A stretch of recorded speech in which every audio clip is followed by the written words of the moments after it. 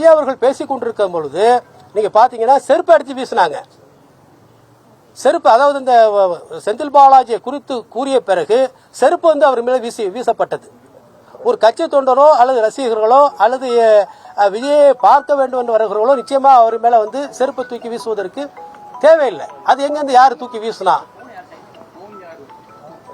ஆக இதெல்லாம் இந்த எலக்ட்ரானிக் டிவைசஸ், இதெல்லாம் இந்த ஒரு ஆவணங்களை எல்லாம் நாங்க எடுத்து வச்சிருக்கிறோம். இதெல்லாம் நாங்க நீதிமன்றத்தில் நாளைக்கு காமிச்சு நிச்சயமா இந்த சதிவலையில பின்னப்பட்டிருக்கிற அனைவரும் தண்டிக்கப்படுவார்கள். இது ஒரு மிகப்பெரிய விஷயமாக இந்த இந்தியாவை நாளைக்கு உழுக்கெடுக்க போகுதுங்கிறதா என்னுடைய.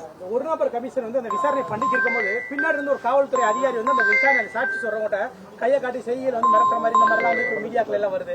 அதை நீங்க எப்படி பாக்குறீங்க சார்? அதாவது இது இந்த மரணங்கிறது இப்படி ஒரு யாருமே நினைத்து பார்க்க முடியாத மரணம். குழந்தைகள்லாம் இறந்திருக்காங்க, பெண்கள் இறந்திருக்காங்க, கர்ப்பிணி பெண்கள் இறந்திருக்காங்க. இதிலையும் அரசியல் செய்ய வேண்டும் என்று நினைப்பது ஒரு கீழ்த்தரமான ஒன்றதாக நான் கருதுகிறேன். ஒரு கீழ்த்தரமானது. இவ்வளவு ஒரு மரண ஓலம் கேட்ட பிறகு என்ன பெரிய நமக்கு பதவி என்ன ஆக போகுது? இதிலேயே அரசியல் செய்கிறார்கள் என்றால் அவர்களாம் மனிதர்களே கிடையாது, மனிதர்களே கிடையாது. இதுல ஒரு உரிய ஒரு உன்னதம் என்ன அடிப்படையில் நடந்துச்சு? ஏன்னா திருச்சியில தொடங்கினாரு. திருச்சியில தொடங்கும் போது எந்த பிரச்சனையும் கிடையாது, நாகப்பட்டினத்தில் பிரச்சனை கிடையாது, அரியலூர்ல பிரச்சனை கிடையாது, நாமக்கல்ல பிரச்சனை கிடையாது. இங்க கரூர்ல மட்டும் என்ன ஏன் நடந்துச்சு? கரூர்ல மட்டும் நடப்பதற்கு காரணம் என்ன?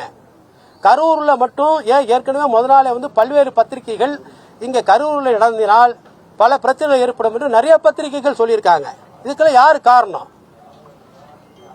எல்லாரும் ஒரு நபரை தான் கை நீட்டி சொல்றாங்க. அந்த ஊர் மக்களாக இருந்தாலும் சரி, மற்ற மீடியாக்களில் வரக்கூடிய செய்திகளாக இருந்தாலும் மற்றவர்கள் கூட ஒரு நபரை தான் அவர்தான் பின்னால் இருந்து இயக்குவதாக சொல்லியிருக்கிறார்கள். அதை காவல்துறையோ அல்லது சிபிஐ தான் விசாரணை செய்து கண்டுபிடிக்க வேண்டும். அதுக்காக நாங்கள் இந்த மனுவை நாங்கள் தாக்கல் செய்ய உள்ளோம்.